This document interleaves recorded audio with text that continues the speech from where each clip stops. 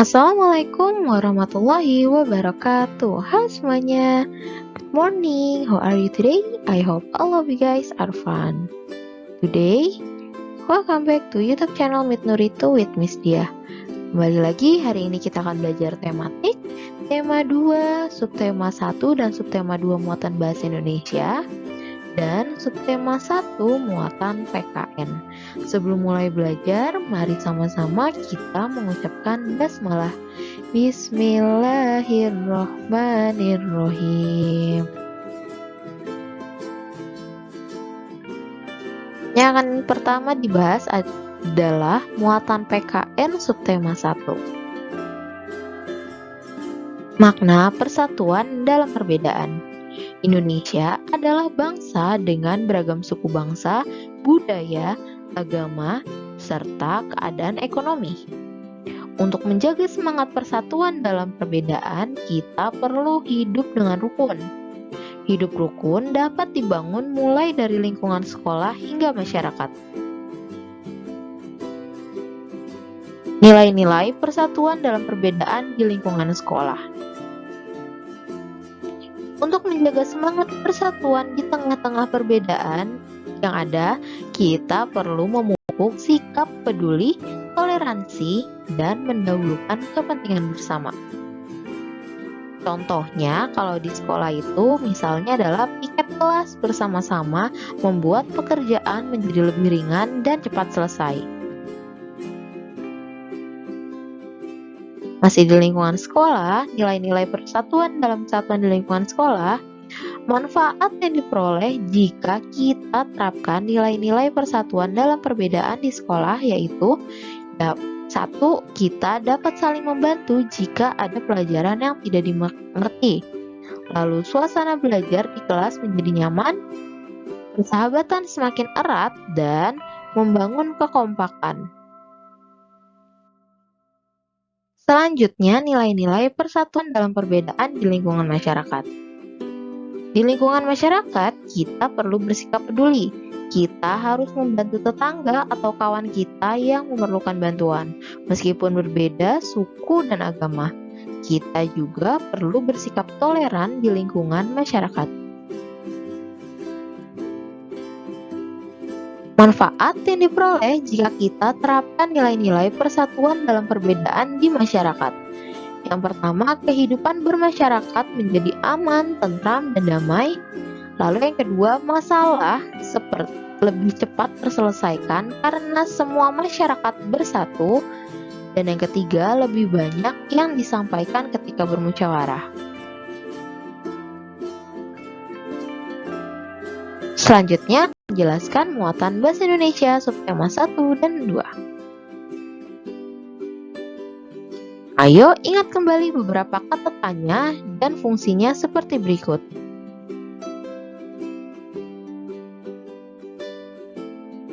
Oke, berikut fungsi penggunaan beberapa kata tanya. Yang pertama ada apa? Apa berfungsi untuk menanyakan hal atau peristiwa apa yang terjadi. Contohnya, apa hewan yang Bapak pelihara? Lalu berapa? Berapa berfungsi untuk menanyakan jumlah. Berapa banyak hewan peliharaan Bapak? Contohnya. Lalu ada siapa? Siapa berfungsi untuk menanyakan pelaku atau orang yang terlibat dalam peristiwa. Contohnya, siapa yang membersihkan kandang hewan peliharaan Bapak? Selanjutnya, yang keempat ada di mana. Di mana berfungsi untuk menanyakan tempat kejadian peristiwa. Contoh, di mana Bapak membeli makanan hewan? Selanjutnya, yang kelima ada kapan. Kapan berfungsi untuk menanyakan waktu kejadian peristiwa. Contoh, kapan Bapak memberi makan hewan? Selanjutnya, mengapa. Mengapa berfungsi untuk menanyakan sebab terjadinya peristiwa. Contoh, mengapa kandang hewan peliharaan Bapak harus dibersihkan? Selanjutnya, bagaimana. Bagaimana berfungsi untuk menanyakan keadaan atau proses terjadinya peristiwa. Contoh, bagaimana cara Bapak membersihkan tubuh hewan peliharaan?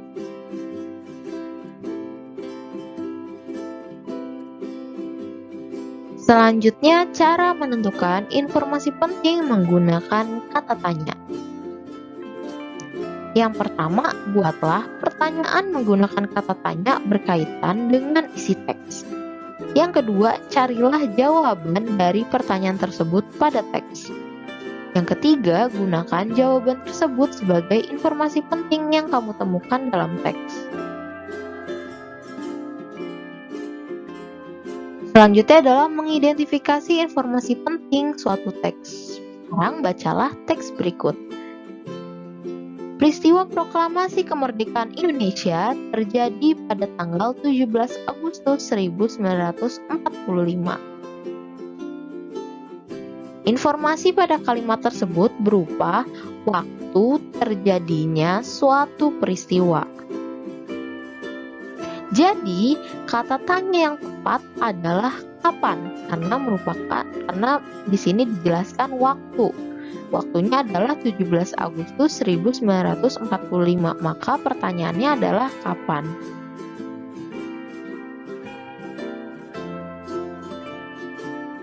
Jadi, dari kalimat peristiwa proklamasi kemerdekaan Indonesia terjadi pada tanggal 17 Agustus 1945, didapat kata tanyanya adalah kapan terjadinya peristiwa proklamasi kemerdekaan Indonesia. Nah, gitu. Jadi ini untuk mengidentifikasi informasi penting. Jadi informasi penting itu harus terdiri dari kata tanya yang tadi, apa, siapa, bagaimana, berapa, dan sebagainya. Nah, tergantung dari teksnya. Kalau misalnya kalimatnya, kalau di sini contoh ada keterangan atau ada pernyataan tentang peristiwa proklamasi kemerdekaan Indonesia itu terjadi pada tanggal 17 Agustus 1945. Berarti kan di sini ngomonginnya waktu, ya kan? Ngomonginnya waktu. Maka kata tanya yang sesuai adalah kapan. Jadi, pertanyaannya menggunakan kata tanya kapan, yaitu kapan terjadinya peristiwa proklamasi kemerdekaan Indonesia. Nah, baru deh jawabannya yang atasnya tadi, kalimat yang teks yang pertama, peristiwa proklamasi kemerdekaan Indonesia terjadi pada tanggal 17 Agustus 1945. Kan biasanya kita menjawab pertanyaan terus kita jawabkan. Kalau ini dari jawaban atau dari pernyataan, kita buat kata tanyanya gitu. Selanjutnya, menuliskan informasi penting suatu teks menggunakan kalimat efektif. Kalimat efektif adalah kalimat yang memiliki susunan sesuai kaidah bahasa Indonesia yang tercantum dalam PUEBI, Pedoman Umum Ejaan Bahasa Indonesia.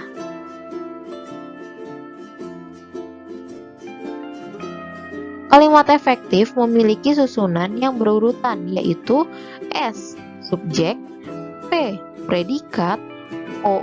Objek, dan K. Keterangan. S. Subjek. Subjek itu orang yang melakukan pekerjaan tertentu dalam kalimat. Tidak hanya orang, subjek juga dapat berupa kata benda, hewan, dan tumbuhan. Lalu ada predikat. Predikat itu tindakan yang dilakukan oleh subjek dalam kalimat. Lalu objek. Objek itu berdasarkan pada aktivitas subjek. Jadi subjek ngapain kegiatannya, nah itu merupakan objeknya. Terus yang terakhir ada keterangan. Keterangan itu merupakan penjelasan di mana, kapan, dan bagaimana suatu peristiwa terjadi dalam kalimat.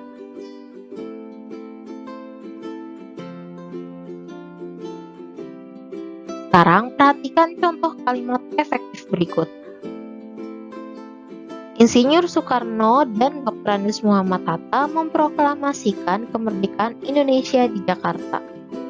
Jadi yang pertama kita tentukan dulu ada Insinyur Soekarno dan Dr. Andes Muhammad Hatta merupakan subjeknya, yaitu merupakan orang yang melakukan kegiatan tertentu dalam kalimat.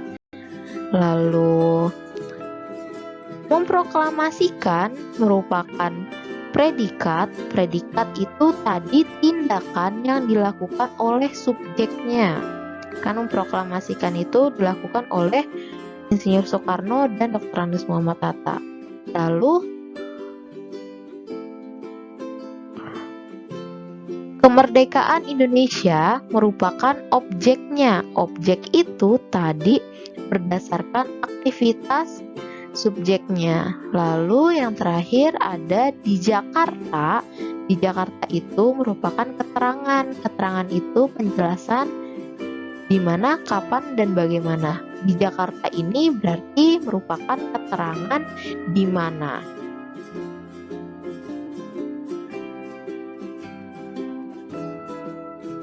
Coba tentukan S, P, O, dan K dari kalimat efektif berikut. TKR atau Tentara Keamanan Rakyat dan Rakyat melancarkan serangan ke markas Kutu. Ya, kita lihat TKR, Tentara Keamanan Rakyatnya dan Rakyat merupakan subjek, lalu melancarkan merupakan predikat, serangan itu tadi berdasarkan pada aktivitas subjek merupakan objeknya, dan ke markas Kutu merupakan keterangannya. Jadi kalau subjek itu orang atau makhluk yang melakukan kegiatan, predikat kegiatannya, objeknya itu sesuatu yang berdasarkan aktivitas subjeknya. Jadi tergantung subjeknya itu lagi mau ngapain, berarti objeknya ikut. Lalu ke markas Kutu. Biasanya kalau ke markas Kutu ini bisa keterangan tempat, waktu, atau keadaannya atau kondisinya. Biasanya seperti itu.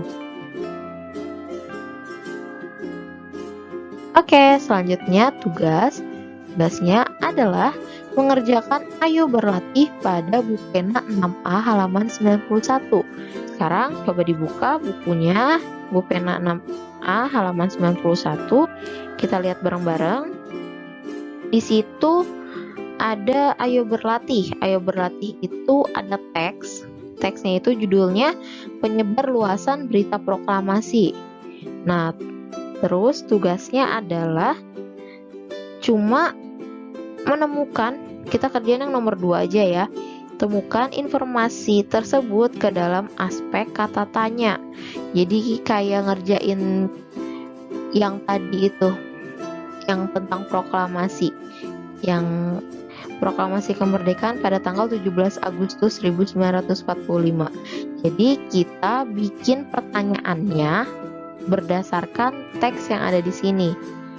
Gitu. Terus abis dibikin pertanyaannya langsung dijawab. Jawabannya kan udah ada langsung nih di teks ini. Seperti itu. Nomor 2 aja. Misalnya apa? Apa itu kita baca dulu nih teksnya. Mana nih? Apa itu biasanya sesuatu yang terjadi. Nah, nanti di teks ini apa? Bla bla bla bla bla bla. Nah, itu kan pertanyaan tuh. Lalu kita jawab langsung. Jawabannya dari teks yang dibaca ini. Sama, begitu juga di mana, kapan, siapa, sampai bagaimana. Langsung aja dibikin pertanyaan sama langsung jawabannya berdasarkan teks yang di atasnya. Nomor 2 aja ya.